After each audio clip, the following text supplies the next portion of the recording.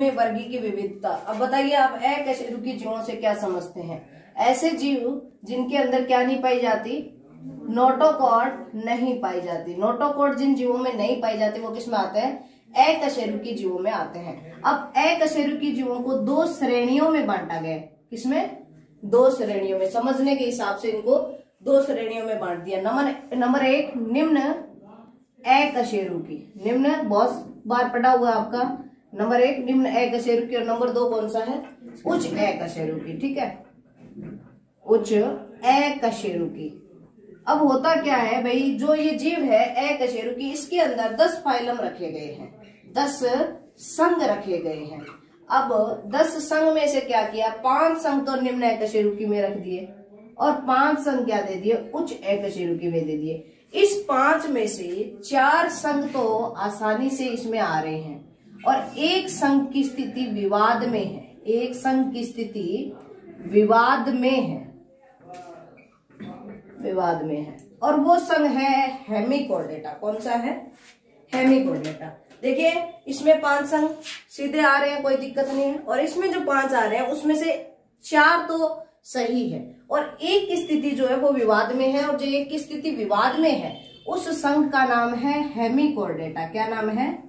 हेमिकोर्डेटा। क्योंकि अपवाद जो होते हैं ना वो ज्यादा पूछे जाते हैं कंपटीशन में भी और आपके पेपर में भी। तो हेमिकोर्डेटा जो विवाद है उसके बारे में अपने पहले देख लेते हैं। हेमी का मतलब होता है हाफ। क्या होता है? हाफ। और हाफ का मतलब आधा। जो आधा कोर्डेट है यानी कि इसको क्या कह सकते हैं?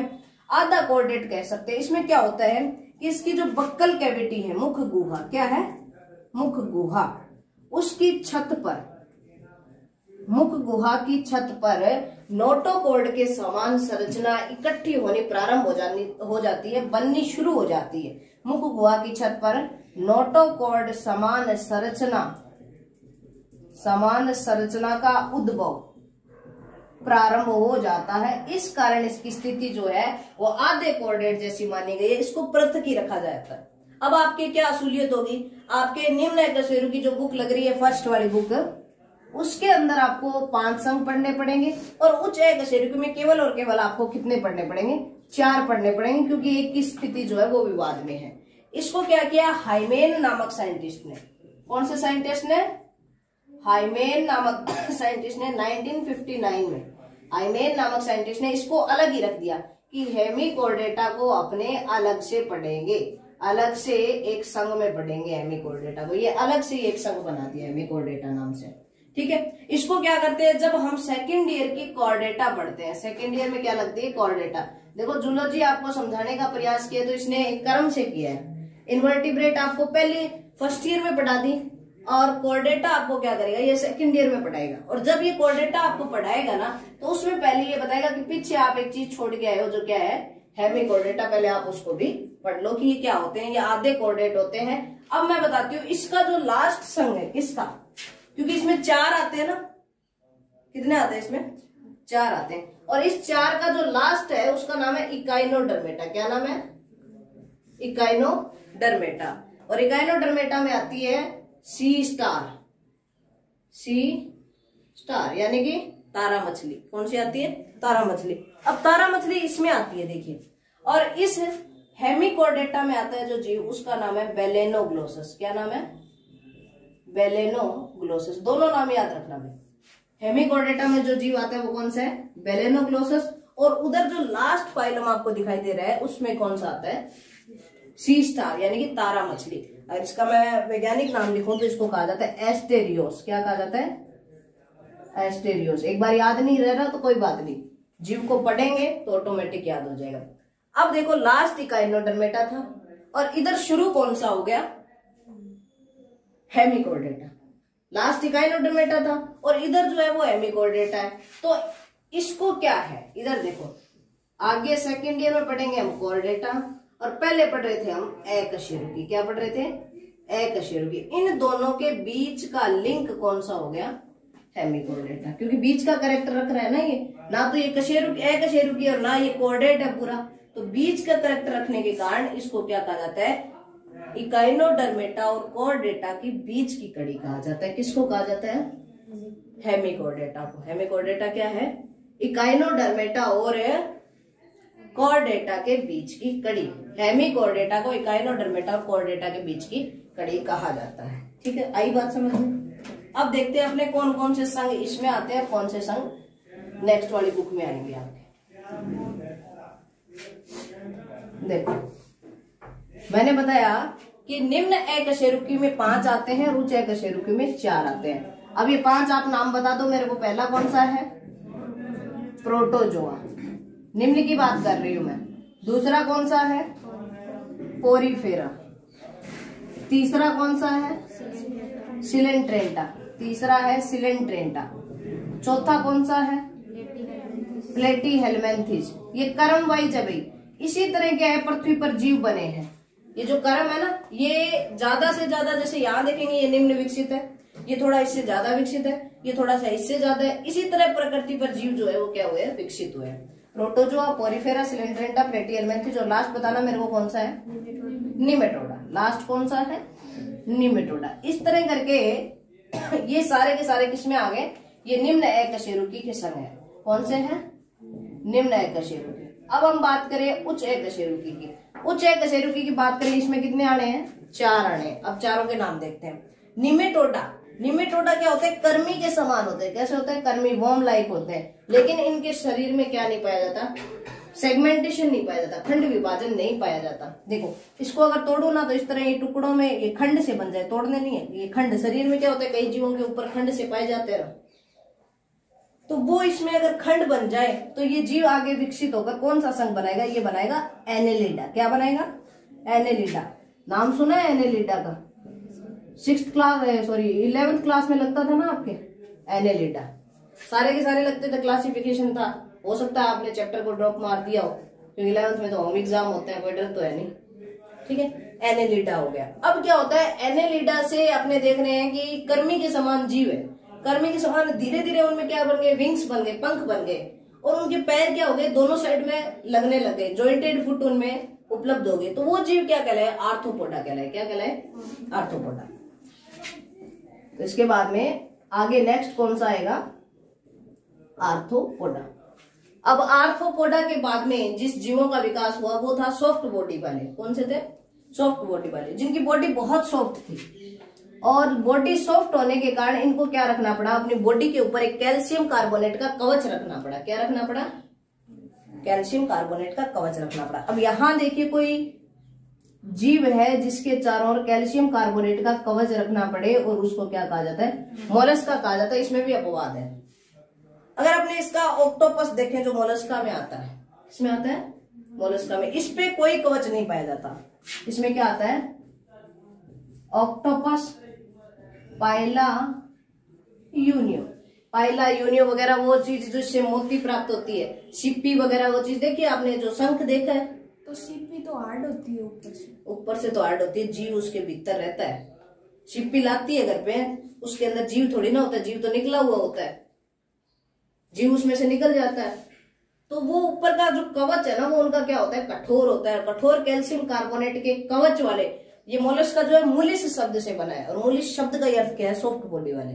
ठीक है, तो ये इसमें जीव आ रहे हैं, ऑक्टोपस, पाइला और यूनियो। अब मैं 9वें की बात करूं तो 9वां आप बता दो। अभी पीछे बताया था जिसमें तारा मछली आती है, इकाइनोडर्मेटा। 9वां कौन सा है? इकाइनोडर्मेटा। और एक जो विवाद वाला है वो कौन सा है? हेमिकोर्डेटा। वो आप अलग से लिख देना कि भाई 4 तो इसमें हूबहू आ जाते हैं, लेकिन इसकी स्थिति जो है वो विवाद में है। किसकी स्थिति विवाद में है? हेमिकोर्डेटा की स्थिति जो है वो क्या है? विवाद में है। अब हम जीव देख लेते हैं, इनमें कौन कौन से जीव आते हैं। आधार समझ लेते हैं बुक का, बुक ऑटोमेटिक आगे से आगे समझ में आती जाएगी। ठीक है, अब देखो प्रोटोजोआ में कौन से जीव आएंगे? एक कोशिकीय, बताने की जरूरत ही नहीं है। एक कोशिकीय कौन कौन से होते हैं आप बता दोगे? अमीबा, पैरामीशियम, जंतु व पादप जगत के बीच की कड़ी युगलिना, जिसमें क्लोरोफिल पाया जाता है, प्रकाश संश्लेषण करके अपना भोजन खुद बनाने की प्रवृत्ति रखता है। एकमात्र जीव ऐसा है जो प्रकाश संश्लेषण करता है। नेक्स्ट, ये नाम तो सबने सुने हैं, ये 3 आते हैं, लेकिन और नाम है जैसे लिशमैनिया, और नाम बताऊं तो ट्रिपेनोसोमा, जियार्डिया। मोस्टली क्या होते हैं, ये एक कोशिकीय जीव होते हैं ना, इनकी प्रवृत्ति कैसी होती है, ये परजीवी के रूप में रहते हैं, दूसरे जीवों के भीतर रहते हैं और रोग फैलाने की प्रवृत्ति इनमें पाई जाती है। अमीबिया पेचिस, अमीबा से। काला अंजार किसके द्वारा होता है, काला अंजार, लिशमैनिया। और क्या चीज पढ़ी है, और हमने पढ़ी है निंद्रा रोग। वो सारे के सारे जो रोग है जो किससे होते हैं, प्रोटोजोआ जनित रोग है, ठीक है ना। अब ये एक कोशिकीय होते हैं, इनके शरीर की ये विशेषता है कि ये क्या होते हैं, एक कोशिकीय होते हैं। नेक्स्ट अपने बात करें पोरीफेरा की। पोरीफेरा क्या होते हैं, जीव थोड़े ज्यादा डेवलप हुए इनसे, और इनके शरीर जो है स्पंज के समान हो गए। कैसे हो गए, स्पंज के समान। ये कैसे होते हैं, स्पंज होते हैं, सॉफ्ट बॉडी वाले होते हैं। शरीर पर अनेक छिद्र पाए जाते हैं, और शरीर पर जो अनेक छिद्र पाए जाते हैं उन छिद्र को क्या कहा जाता है, ओस्टिया कहा जाता है। क्या कहा जाता है, ओस्टिया। और एक छिद्र पाया जाता है जो स्राव को शरीर से बाहर निकालता है, उसको कहा जाता है ओस्कुलम। क्या कहा जाता है, ओस्कुलम। ये अनेक है और ये एक है। ओस्कुलम कितना है, एक ही है। ओस्कुलम एक ही होता है, और ओस्टिया शरीर पर पूरी बॉडी पर पाए जाते हैं। तो ऐसे जीव क्या होते हैं, स्पंज होते हैं। कैसे होते हैं, स्पंज होते हैं। अब बताओ स्पंज के अंदर कोई जीव, ऐसा जीव जो स्पंज है, स्पंज कौन सा जीव होता है, स्पंज का उदाहरण देखें तो साइकोन। साइकोन नाम याद कर लेना भाई, यही नाम आगे आपके सिलेबस में रहेंगे। इसके अंदर आपने बताया था अमीबा, ठीक है, अमीबा एक ही लिख देती हूं मैं। नेक्स्ट बात करें सिलेंट्रेंटा की। कौन सी, सिलेंट्रेंटा की। अब सिलेंट्रेंटा के जो जीव होते हैं ना, वो भी सॉफ्ट बॉडी वाले होते हैं, लेकिन ये जेली के समान होते हैं। कैसे होते हैं, जेली के समान। इस कारण इनको जेली फिश कहा जाता है। क्या कहा जाता है, जेली फिश कहा जाता है। और इसमें जो जीव आता है उसको कहा जाता है ओरिलिया। क्या कहा जाता है, ओरिलिया। एक ही जीव बताऊंगी मैं एक बार, ओरिलिया, ओबिलिया, ऐसे तो कई आते हैं, लेकिन अभी जो सिलेबस के हिसाब से जो जीव है उन्हीं की बात करेंगे। इसमें कौन सा जीव है, ओरिलिया। नेक्स्ट बात करें प्लेटी हेलमिंथिस की। और प्लेटी हेलमिंथिस कौन से होता है, प्लेटी का मतलब होता है फ्लैट। क्या होता है, फ्लैट। और हेलमिंथिस का मतलब होता है वॉर्म, यानी कि जो फ्लैट वॉर्म है, चपटे कर्मी। क्या है, इनको चपटे कर्मी नाम जो है मिनोट नामक साइंटिस्ट ने दिया था। चपटे कर्मी किस में आते हैं, प्लेटी हेलमिंथिस में। और इसमें आने वाले जीवों के नाम बताना। चपटे कर्मी नहीं पढ़ा आपने, जो फेशियोला, फेशियोला, चलो नहीं पढ़े तो पढ़ लेते हैं। फेशियोला, हिपेटिका, और एक होता है जिसको लिवर फ्लूक कहा जाता है, बेड की लिवर में पाया जाता है, टीनिया सोलियम, टीनिया सोलियम। और ये टीनिया कहाँ रहता है, धन्यवाद। और ये टीनिया कहाँ रहता है, टीनिया आंत में रहता है मनुष्य की। किसमें रहता है, मनुष्य की आंत में। देखो इनकी एक विशेषता है, इनको एक तो शरीर इनका फ्लैट है, फ्लैट शरीर है ना, तो इस कारण ये क्या है, ये तो लिवर में रह पाता है और ये आंत में रह पाता है। इसी कारण ये चपटा शरीर रखते हैं, क्योंकि इनको परजीवी नेचर रखना है। इनका शरीर कैसा होता है, चपटा होता है। नेक्स्ट बात करें अपने निमेटोडा की। किसकी बात करें, निमेटोडा। अब निमेटोडा का अर्थ क्या होता है, निमेटोडा होते हैं कर्मी। कैसे होते हैं, वोम, कर्मी।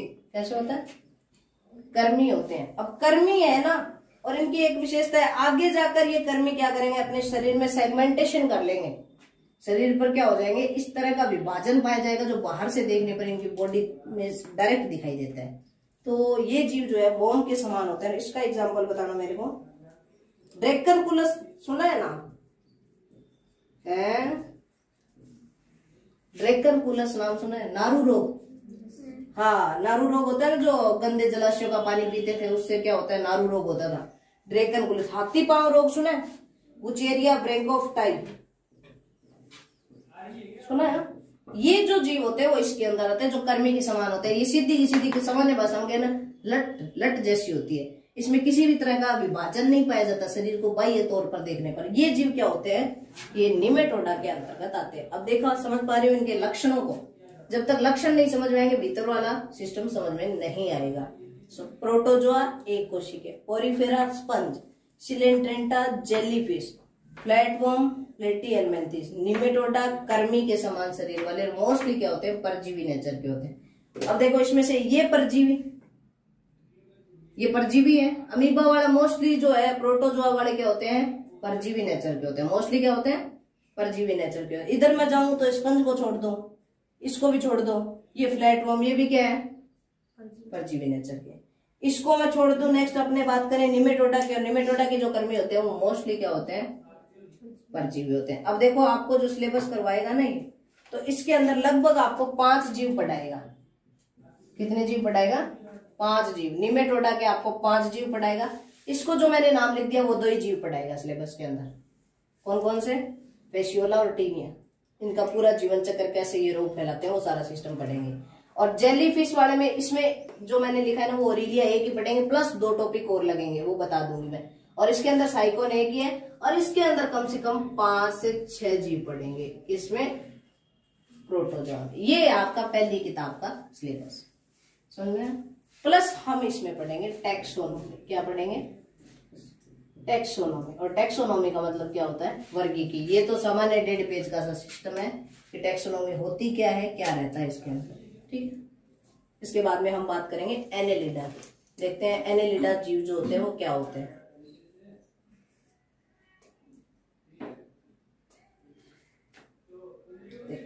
ये मैं मिटा देती हूँ।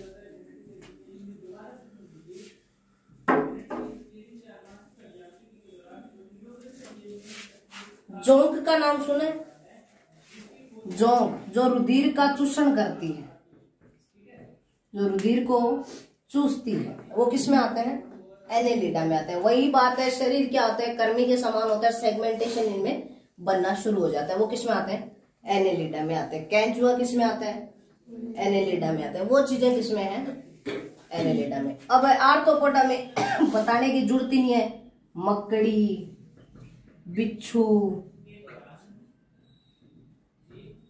इंसेक्ट, तो ये सारे किस में आ जाएंगे, आर्थ्रोपोडा में। मोलस्का में मैंने आपको बता रखे हैं, मोलस्का में कौन कौन से आएंगे, ऑक्टोपस, पाइला और यूनियो। ऑक्टोपस, पाइला, यूनियो किस में आएंगे, मोलस्का के अंतर्गत आएंगे। नेक्स्ट हम बात करें इकाइनोडर्मेटा को। इकाइनोडर्मेटा में मैंने कौन सी बताई आपको, सी स्टार, तारा मछली, ठीक है, क्लियर। कौन सा सिस्टम किसके अंदर है। अब हम शुरू करें टॉपिक को, चलिए लिखिए। हाँ, नोटबुक ओपन करो, बिल्कुल। क्या चाहिए, कॉपी चाहिए।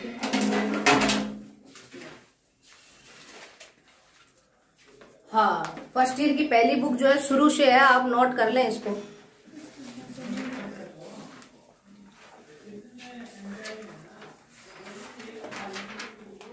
हाँ,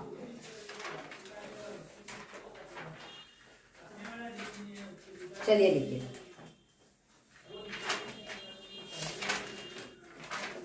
नाम पद्धति के नियम, नाम पद्धति के नियम, Kuldeep Sihag, hello.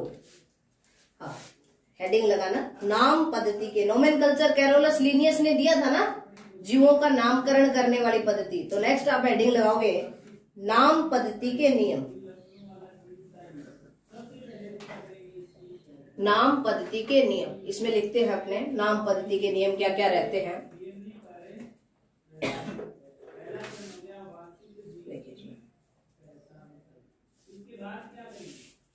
Carolus Linnaeus ने द्विनाम पद्धति का जनक किसे कहा जाता है, कैरोलस लीनियस को, ठीक है ना।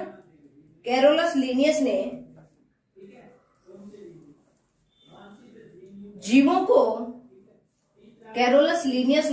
को अंतरराष्ट्रीय स्तर पर ऐसा नाम दिया, कैरोलस लीनियस ने जीवों को अंतरराष्ट्रीय स्तर पर ऐसा नाम दिया जिसके आधार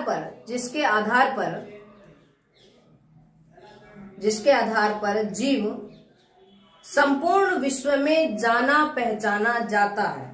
जिसके आधार पर जीव संपूर्ण विश्व में जाना पहचाना जाता है। लिखते रहें भी साथ साथ में। टैक्सोनॉमी में द्विनाम पद्धति के जो कैरेक्टर्स है, मेन किस तरह जो नाम लिखा जाता है उसकी बात कर रहे हैं अपने। द्विनाम पद्धति के जनक जो है वो कैरोलस लीनियस है। हाँ, जाना पहचाना जाता है। इस पद्धति के कुछ नियम निम्नानुसार है। इस पद्धति के कुछ नियम निम्नानुसार है।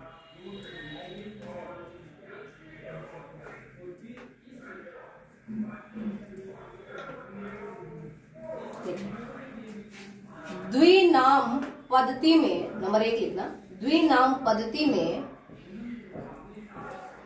पहला नाम वंश का तथा दूसरा नाम जाति का लिखा जाता है।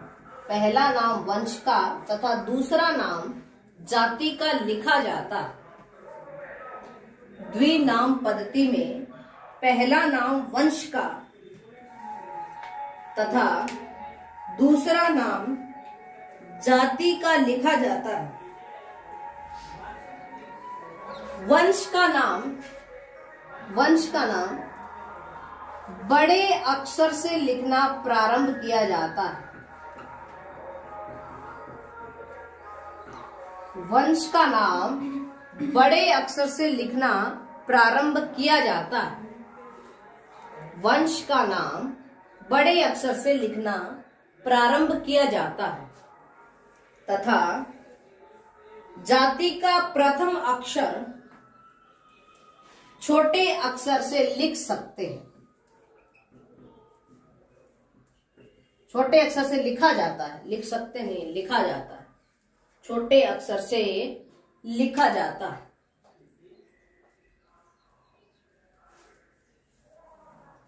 नेक्स्ट लिखना 2 नंबर। जातियों के नामकरण के लिए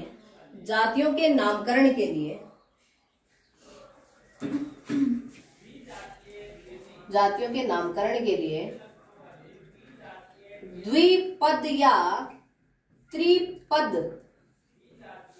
जातियों के नामकरण के लिए द्विपद या त्रिपद नाम की व्यवस्था होनी चाहिए। द्विपद या त्रिपद नाम की व्यवस्था होनी चाहिए। द्विपद या त्रिपद नाम की व्यवस्था होनी चाहिए। देखिए कैसे, जैसे मान लीजिए अपने कोई उदाहरण लेते हैं जिसके अंदर मान लीजिए जाति का नाम एक ही है, उपजाति और लिखते हैं तो द्विपद हो गए ना, तो इस तरह, ठीक है ना। तो द्विपद या त्रिपद का इस्तेमाल किया जाना चाहिए। नेक्स्ट लिखना 3 नंबर, जाति का नाम लैटिन भाषा के अनुरूप होना चाहिए। देखिए साइंटिफिक लैंग्वेज में ग्रीक भाषा और लैटिन भाषा से मोस्टली शब्द जो है वो उठाए जाते हैं। जाति के नाम लैटिन भाषा के अनुरूप होने चाहिए। जाति के नाम लैटिन भाषा के अनुरूप होने चाहिए।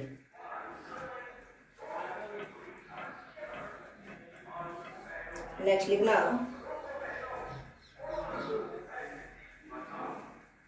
किसी एक वंश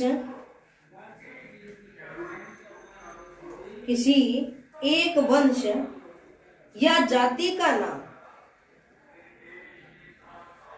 किसी एक वंश या जाति का नाम, किसी एक वंश या जाति का नाम यदि भिन्न भिन्न वैज्ञानिक रख दे, किसी एक वंश या जाति का नाम यदि भिन्न भिन्न वैज्ञानिक रख दे तो सर्वप्रथम प्रकाशित नाम ही मान्य होता है। तो सर्वप्रथम प्रकाशित नाम ही मान्य होता है। तो सर्वप्रथम प्रकाशित नाम ही मान्य होता है।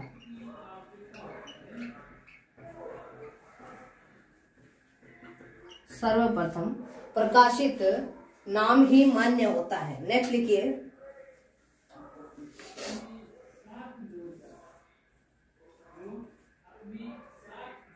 जंतु जगत के अंतर्गत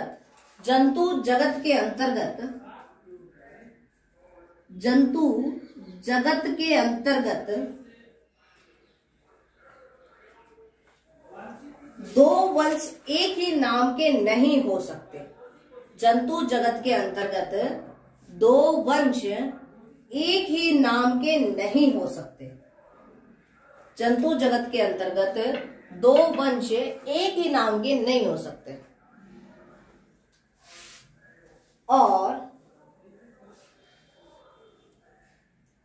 एक वंश के अंदर दो जातियों के नाम समान नहीं हो सकते। एक वंश के अंदर दो जातियों के नाम समान नहीं हो सकते।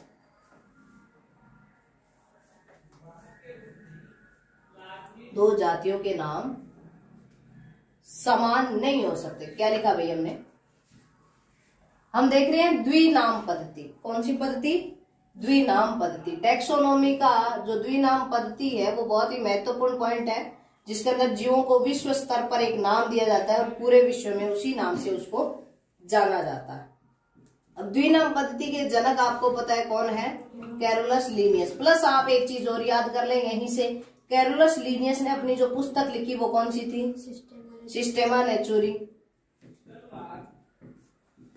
सिस्टेमा नेचुरी।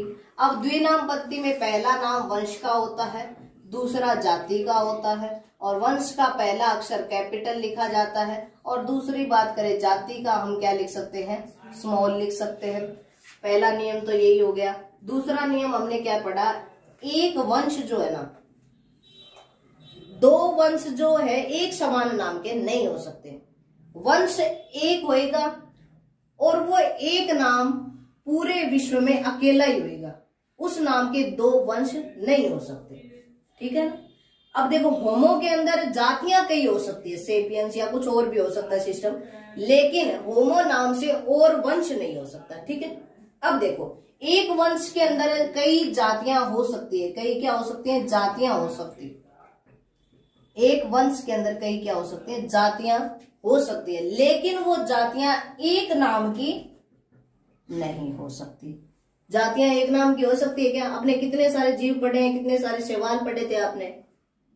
ऐसा कोई पढ़े कि जिनकी जातियां सेम है? वंश तो सेम हो सकता है, जातियां सेम हो सकती है क्या? नहीं हो सकता। ठीक है? एक वंश में कई जातियां आ सकती है, कई जातियां एक ही वंश में आ सकती है। और नियम मैंने क्या लिखाया? और नियम मैंने ये बताया कि मान लीजिए एक वंश का नाम पहले किसी और वैज्ञानिक ने दे दिया और उसके 2 दिन बाद में किसी और ने दे दिया, तो पहले किसका माना जाएगा? जिसने पहले दिया। पहले जो दिया जाता है वो क्या होता है? पहले माना जाता है। और मैंने क्या बताया? हाँ, लैटिन भाषा के अनुरूप होना चाहिए। प्रायिकता जो है लैटिन भाषा की रहनी चाहिए। जो शब्द उठा रहे हैं वो लैटिन भाषा से उठाने चाहिए। ठीक है ना? लैटिन भाषा से उठाने चाहिए। और अगर जाति के साथ उपजाति है तो उपजाति जाति के बाद लिखी जाती है। तो ये नियम हमने किसके पढ़े? द्विनाम पद्धति के पढ़े। आगे लिखिए।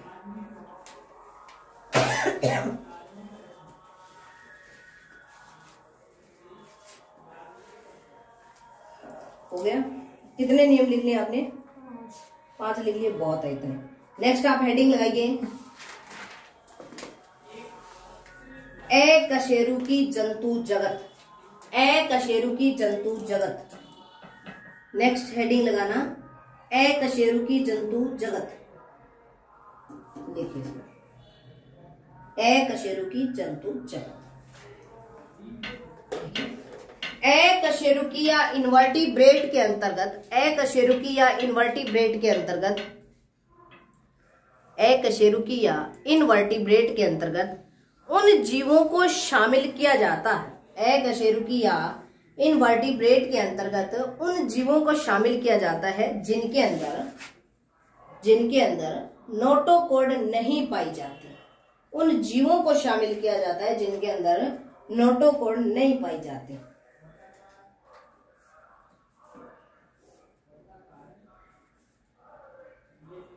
नोटोकॉर्ड नहीं पाई जाती। अब नोटोकॉर्ड नहीं है तो कशेरुकदंड तो नहीं पाई जाएगी ना। कशेरुकदंड तो वेल डेवलप फीचर है। नोटोकॉर्ड का कैल्सिफाइड रूप है जो क्या है? वर्टिब्रल कोलम है, कशेरुकदंड है। ठीक है ना? नोटोकॉर्ड ही नहीं है, कशेरुकदंड की तो बात ही नहीं कर सकते हम।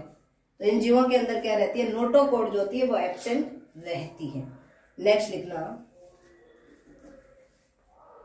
अकशेरुकी जंतु जगत को 2 श्रेणियों में बांटा गया है। अकशेरुकी जंतु जगत को 2 श्रेणियों में बांटा गया है। अकशेरुकी जंतु जगत को 2 श्रेणियों में बांटा गया है।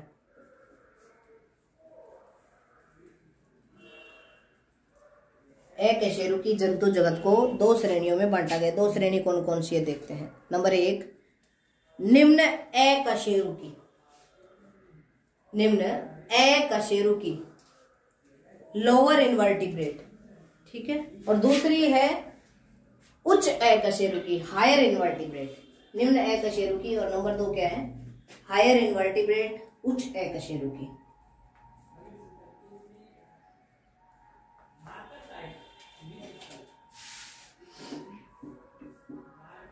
ठीक है, नंबर 1 हेडिंग लगाना निम्न अकशेरुकी। इसमें आप है ना डैश लगा के आगे लिख लेना बुक फर्स्ट और बुक सेकंड, आपको याद रह जाएगा।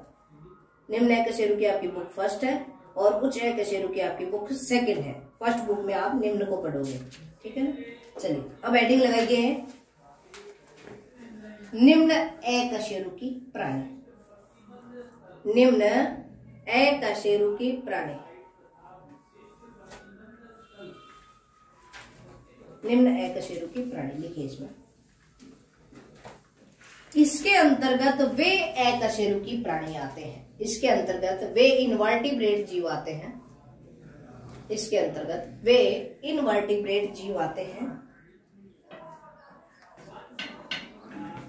जिनका शरीर संगठन सरल प्रकार का होता है।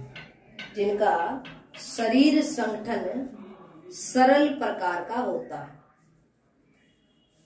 इसके अंतर्गत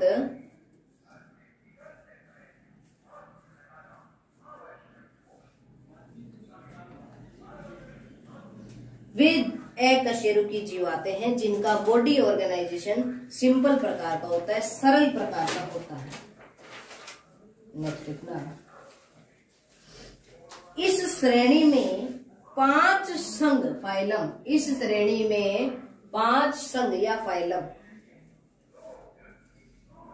इस श्रेणी में 5 संघ या फाइलम को शामिल किया गया है। 5 संघ या फाइलम को शामिल किया गया है। देखते हैं 5 संघ आपको बता दिए, मैं नाम लिख देती हूँ, आप बता दिया। 5 संघ जो है वो शामिल किए गए हैं। Protozoa, Porifera, Coelenterata, Platyhelminthes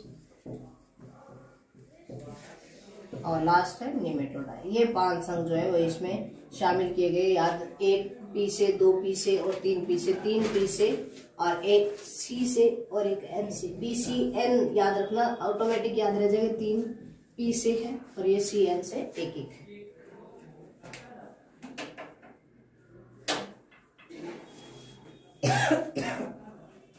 protozoa, Porifera, Coelenterata, Platyhelminthes और निमेटोडा फाइलम जो होते हैं वो निम्न अकशेरुकी के अंतर्गत आते हैं। ठीक है, नेक्स्ट हेडिंग लगाना उच्च अकशेरुकी। उच्च अकशेरुकी, उच्च अकशेरुकी।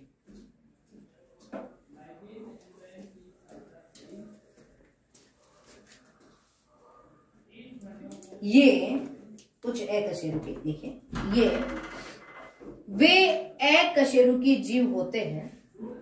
ये वे अकशेरुकी जीव होते हैं, इनवर्टिब्रेट जीव होते हैं जो निम्न की बजाय ज्यादा विकसित होते हैं। जो लोअर इनवर्टिब्रेट की बजाय ज्यादा विकसित होते हैं। इसके अंतर्गत वे जीव आते हैं जो निम्न अकशेरुकी की बजाय ज्यादा विकसित होते हैं। ठीक है, लिख लीजिए इस बार। वे जीव आते हैं जो निम्न अकशेरुकी के बजाय ज्यादा विकसित होते हैं। इनमें भी नोटोकॉर्ड नहीं पाई जाती। इनमें भी नोटोकॉर्ड नहीं पाई जाती।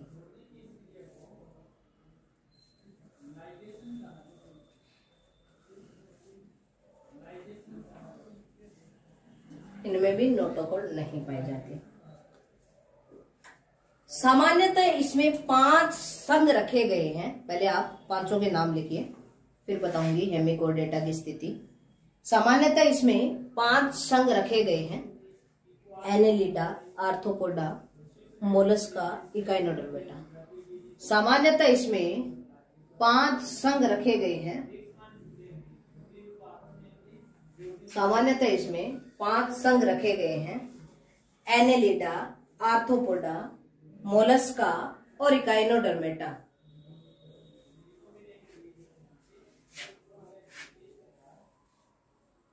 हाँ, गुड मॉर्निंग। ठीक है, 5 संघ रखे गए हैं। चारों के नाम लिख लिए, लास्ट में लिख लेना अलग से अगर आपको डिफरेंट कलर का पेन है आपके पास तो उससे लिख दीजिए हेमिकॉर्डेटा। हेमिकॉर्डेटा अलग से दिखना चाहिए, हेमिकॉर्डेटा, हेमिकॉर्डेटा। नहीं, मैं नहीं जानती किसकी बात कर रहे हो आप। हाँ लिखिए आप हेमिकॉर्डेटा। इसमें नेक्स्ट लाइन से लिखना हेमिकॉर्डेटा की स्थिति, हेमिकॉर्डेटा की स्थिति, हेमिकॉर्डेटा की स्थिति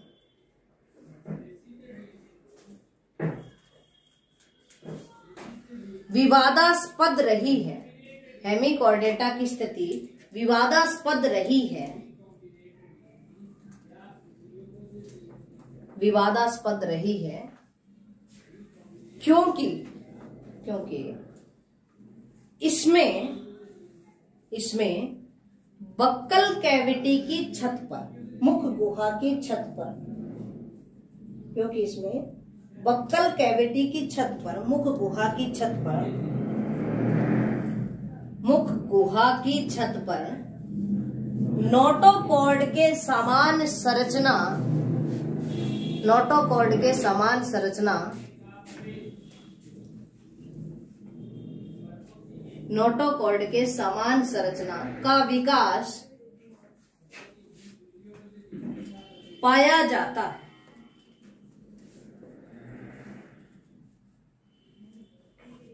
इस कारण हाईमैन ने इसे पृथक ही एक संघ हेमिकॉर्डेटा में रखा। हाईमैन ने इसे पृथक ही एक संघ हेमिकॉर्डेटा में रखा, हेमिकॉर्डेटा में रखा। नेक्स्ट नई लाइन से लिखना हेमिकॉर्डेटा को इकाइनोडर्मेटा, क्योंकि लास्ट क्या था यहाँ पे, इकाइनोडर्मेटा था ना, और इसके बाद में कॉर्डेटा आ जाएंगे। ठीक है, तो लिखिए इसमें हेमिकॉर्डेटा को इकाइनोडर्मेटा, हेमिकॉर्डेटा को इकाइनोडर्मेटा व कॉर्डेटा के बीच की कड़ी माना जाता है, के बीच की कड़ी माना जाता है। कनेक्टिव लिंक कहलाता है ये इकाइनोडर्मेटा और कॉर्डेटा के बीच का। हेमिकॉर्डेटा को इकाइनोडर्मेटा व कॉर्डेटा के बीच की कड़ी माना जाता है। नेक्स्ट नई लाइन से लिखना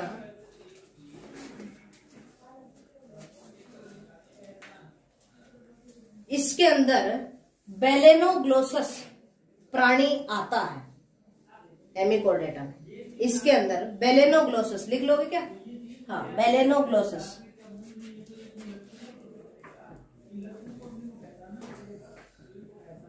बेलेनोग्लोसस प्राणी आता है।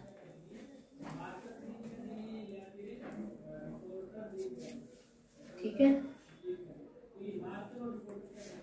नेक्स्ट आप हेडिंग लगाना एक कशेरुकी व कशेरुकी में अंतर, नॉन कॉर्डेट व कॉर्डेट के बीच में डिफरेंस। हेडिंग लगा लेना एक कशेरुकी व कशेरुकी जीवों में अंतर, नॉन कॉर्डेट व कॉर्डेटा में अंतर पूछा जाता है भाई, इंपॉर्टेंट है फर्स्ट ईयर के लिए से।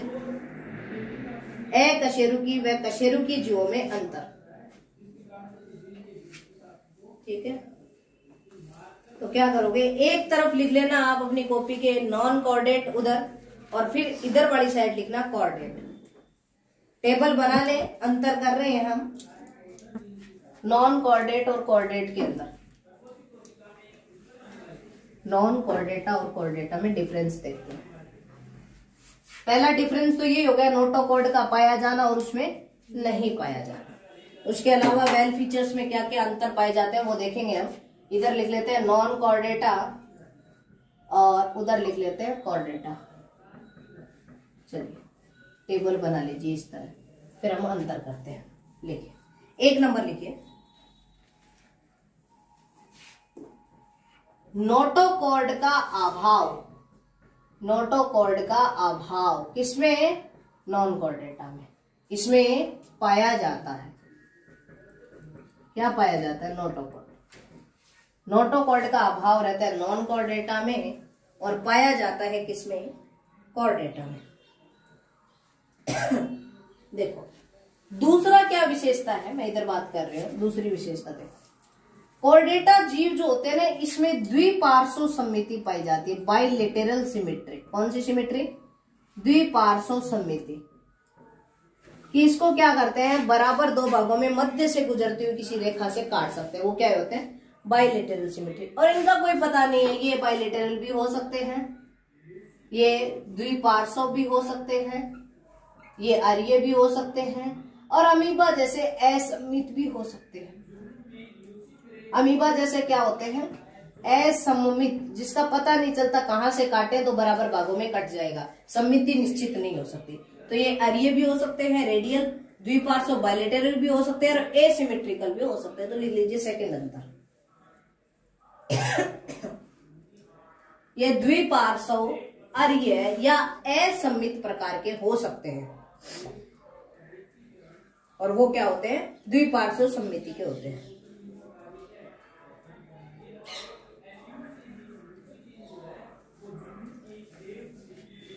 अब देखो, लिख लिए, नेक्स्ट बात करते हैं।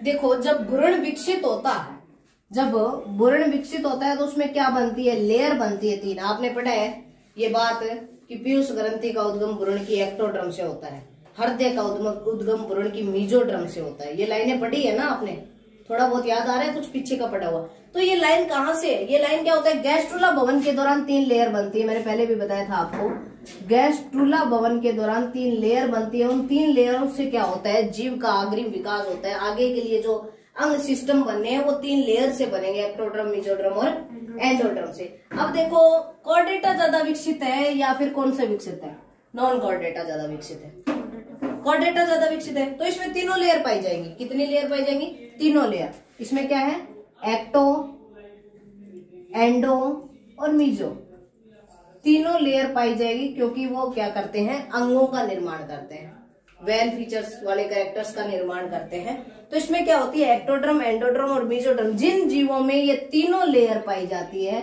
उसको ट्रिप्लोब्लास्टिक कहा जाता है। क्या कहा जाता है, ट्रिप्लोब्लास्टिक। तो ये कैसे होते हैं, त्रिजन स्तरीय ट्रिप्लोब्लास्टिक होते हैं। कैसे होते हैं, त्रिजन स्तरीय। इनका पता नहीं भाई, ये द्विस्तरीय भी हो सकते हैं और त्रिस्तरीय भी हो सकते हैं। ठीक है, तो ये क्या है, द्विजन स्तरीय या फिर त्रिजन स्तरीय।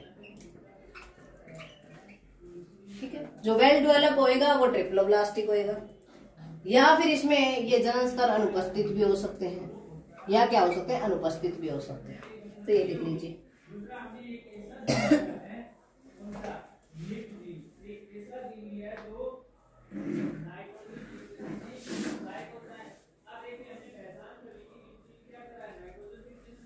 अब ये बताओ रीजनरेशन, रीजनरेशन क्या होता है, पुनरुद्भवन, नाम सुना है ना, पुनरुद्भवन। अब पुनरुद्भवन ज्यादा किसमें होएगा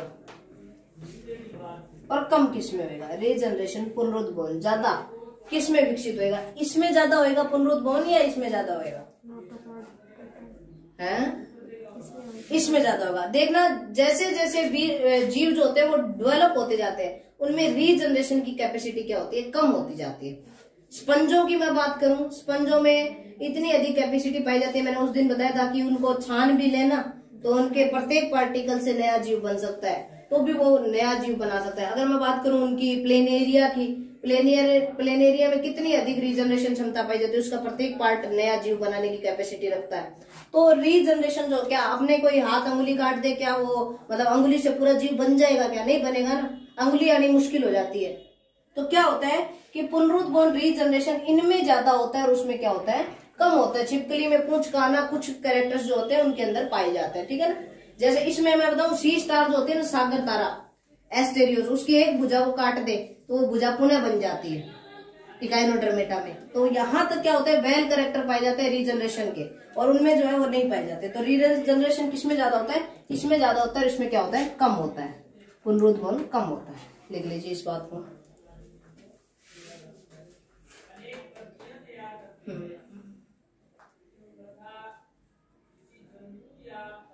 नेक्स्ट लिखना 5 नंबर। अब इसमें क्या है, जैसे अमीबा देखे तो अमीबा में तो खाली जीव द्रव्य ही है। अमीबा में क्या है, खाली जीव द्रव्य ही है, अंग वगैरह सिस्टम कुछ भी नहीं है ना, जीव द्रव्य। और थोड़ा अगर आगे चले, अपने थोड़े आगे चले, आर्थ्रोपोडा की तरफ चले, तो आर्थ्रोपोडा में बन जाते हैं ना, पैर वगैरह बन जाते हैं, सिस्टम बन जाता है ना थोड़ा बहुत।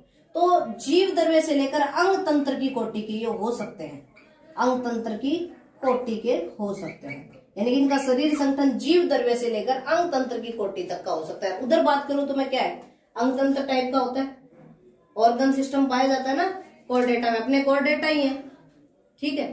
तो क्या है, जीव द्रव्य से अंग तंत्र की कोटि का तो इनमें पाया जाता है, और इसमें क्या होता है, अंग तंत्र की कोटि का, अंग तंत्र कोटि का शरीर संगठन, अंग तंत्र कोटि का शरीर संगठन, अंग तंत्र की कोटि का शरीर संगठन जो होता है इनमें पाया जाता है। हाँ बिल्कुल, इसमें ज्यादा होगा। नेक्स्ट देखते हैं अपने 6 नंबर अंतर, ठीक है 6 नंबर। आहार नाल ज्यादा किसकी विकसित होगी, कोर्डेटा की। आहार नाल अल्प विकसित, आहार नाल या तो एब्सेंट ही होती है या अल्प विकसित होती है, यानी कि क्या होती है, ज्यादा विकसित होती है, ज्यादा विकसित होती है, आहार नाल ज्यादा विकसित होती है।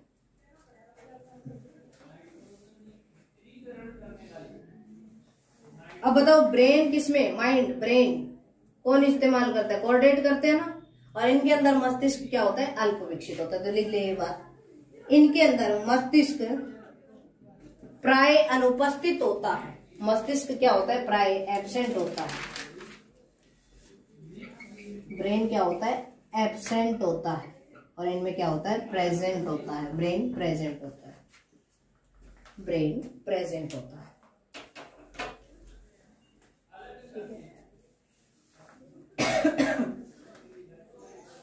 हाँ, ब्लड सर्कुलेशन सिस्टम में किसी भी जीव का यहाँ नहीं बढ़ाऊंगे, अगर किसी में पाया जाएगा तो हिमोसिलोमिक टाइप का या खुले प्रकार का, सरल प्रकार का पाया जाएगा, ठीक है ना।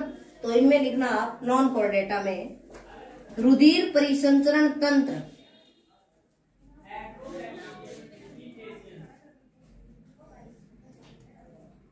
का अभाव या फिर अल्प विकसित होता है। रुधिर परिसंचरण तंत्र या तो होगा ही नहीं या फिर क्या होगा, इनमें अल्प विकसित होगा।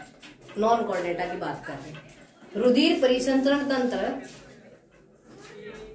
रुधिर परिसंचरण तंत्र या तो एब्सेंट होता है या फिर अल्प विकसित होता है, और इनमें लिख लेना विकसित और प्राय बंद प्रकार का होता है, विकसित और प्राय बंद प्रकार का रुधिर परिसंचरण तंत्र पाया जाता है।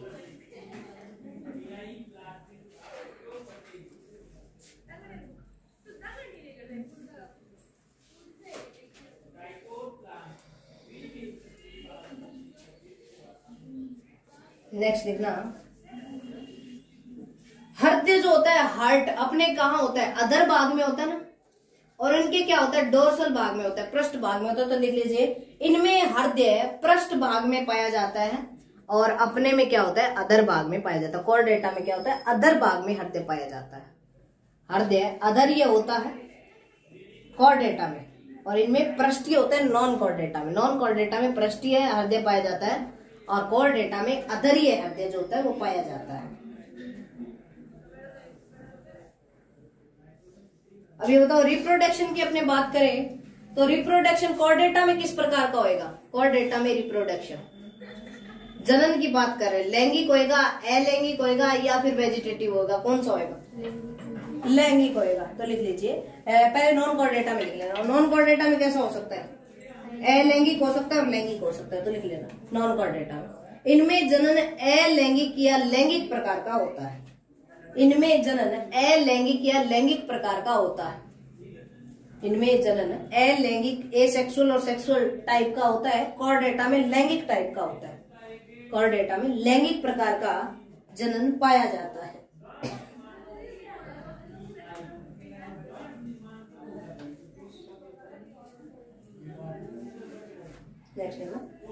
श्वसन तंत्र किसका ज्यादा वेल डेवलप होएगा, कोऑर्डिनेटा को होएगा ना, नहीं, ऑल कोऑर्डिनेट्स आर नॉट कशेरुकी, आप कह रहे हो कशेरुकी, सभी कोऑर्डिनेट वर्टिब्रेट नहीं होते, all chordates are not vertebrate but all vertebrates are chordates. Line को समझ पा रहे हो? क्या समझ पा रहे हो? बताया था क्या? मैं कह रही हूं कि सभी कोऑर्डिनेट कशेरुकी नहीं होते बट सभी कशेरुकी कोऑर्डिनेट होते हैं। देखो क्या बात है ये। हाँ, बाद में करेंगे, पहले ये अंतर कर लेते फिर बताऊंगी इस बात को। पहले लिख लीजिए आप अंतर को। हाँ, क्या लिखा है इनमें? लिखना ना, शोषण तंत्र सामान्यतः शरीर सतह द्वारा, नॉन कोऑर्डिनेटा में लिखना है, शोषण तंत्र या शोषण प्रक्रिया सामान्यतः शरीर सतह के द्वारा, शरीर सतह के द्वारा या फिर गिल या ट्रेकिया के माध्यम से होता है, गिल या ट्रेकिया के माध्यम से होता है। और कोऑर्डिनेटा में लिख लेना, सुविकसित शोषण तंत्र पाया जाता है। कोऑर्डिनेटा में सुविकसित रेस्पिरेशन सिस्टम जो होता है वो प्रेजेंट रहता है कोऑर्डिनेटा के अंदर। सुविकसित रेस्पिरेशन सिस्टम जो होता है वो कोऑर्डिनेटा में पाया जाता है।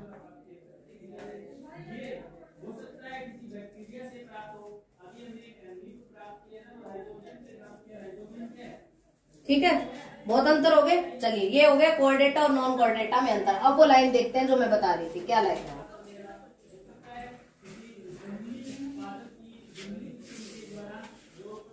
मैंने लाइन बोली कि सभी कशेरुकी कोऑर्डिनेट होते हैं, सभी कशेरुकी कोऑर्डिनेट होते हैं पर सभी कोऑर्डिनेट कशेरुकी नहीं होते।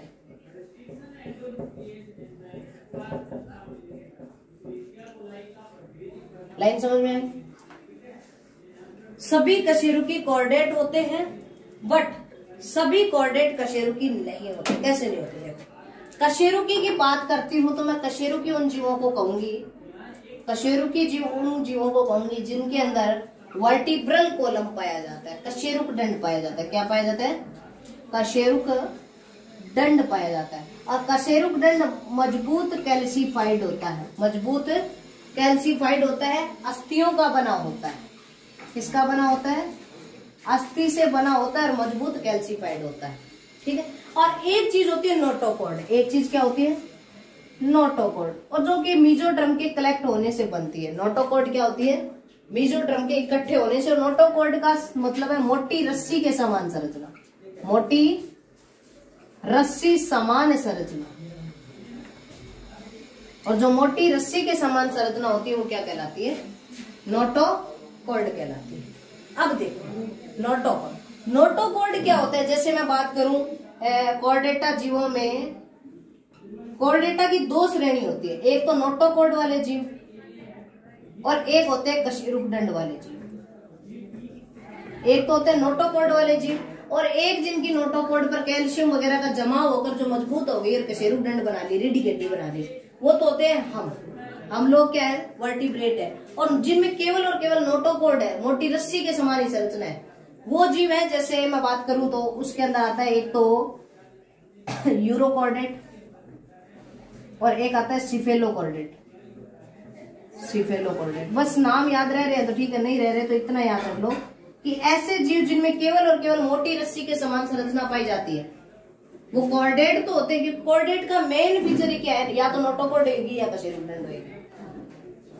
ये दो कैरेक्टर में से एक होना जरूरी है। तो इनमें क्या है? नोटोकॉर्ड है। और कशेरुक दंड किसमें है?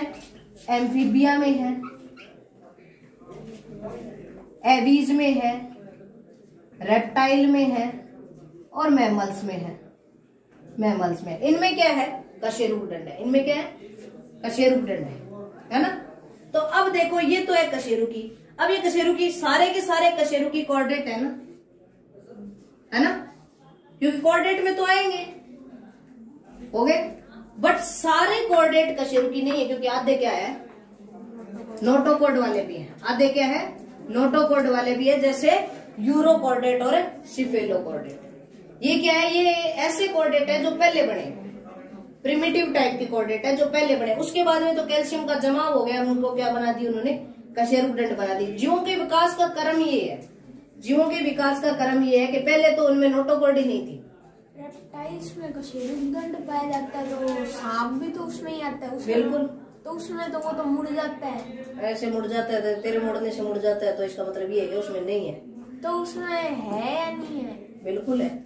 तो मुड़ता कैसे? अरे तो अपने नहीं मुड़ मजबूत, एक मिनट फ्लेक्सिबल हो सकता है, अपने नहीं मुड़ सकते, अपने एकदम कैल्सिफाइड मजबूत, प्रॉपर मजबूत पाया जाता है। उनकी संरचना ऐसी है, सिस्टम बॉडी संरचना ऐसी बनी है, फ्लेक्सिबल है वो। कई लोग मुड़ जाते हैं ना, पूरे पूरे मनुष्य पीछे हो जाते हैं ना, पूरा तू होके दिखा, टूट जाएगी। ये फ्लेक्सिबिलिटी आती है, उनकी शरीर संरचना कुदरत ने ऐसी बनाई है। बहुत सारे जीवों में ऐसी स्ट्रक्चर पाई जाती है कि वो अपने आप को प्रकृति में डिफरेंट बनाते हैं। ये मुड़ाव आना, ये उनके जीवन में कुदरत की देन है, ठीक है। तो ये जो जीव है उनमें कशेरुकदंड पाया जाता है, और ये जो जीव है उनमें नोटोकॉर्ड पाया जाता है। तो सभी कशेरुकदंड वाले कॉर्डेट तो होते हैं, बट सभी कॉर्डेट कशेरुकदंड वाले नहीं होते, क्योंकि कुछ क्या होते हैं नोटोकॉर्ड वाले होते हैं। अब ये लाइन क्लियर है ऊपर वाली, क्लियर, ठीक है। आज के लिए इतना ही, इससे आगे अपनी क्लास जो है वो कल लगेगी। कशेरुकी का पहला चैप्टर जो है वो हमने कंप्लीट किया, कौन कौन से जीव जो है वो इसमें शामिल किए जाते हैं। इससे आगे जो है कल की क्लास में इसी टाइम क्लास लगेगी 9 बजे, ठीक।